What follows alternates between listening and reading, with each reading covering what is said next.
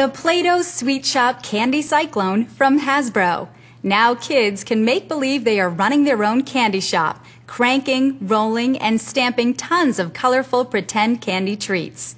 Roll out a log of Play-Doh compound and drop it into the top of the candy cyclone. Use the crank to make lots of colorful Play-Doh gumballs. Place your Play-Doh gumballs into the candy stamper to make 10 different silly candy treats. You can also drop your Play-Doh gumballs into the extruder to squeeze out pretend licorice. Then wrap it around your pop sticks to create colorful Play-Doh lollipops. Kids can mix and match the different colors of Play-Doh so their candy shapes are a swirl of colors.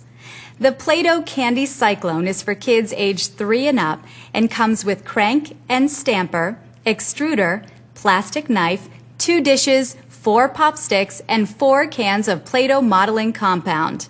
Adult assembly is required. Product and colors may vary.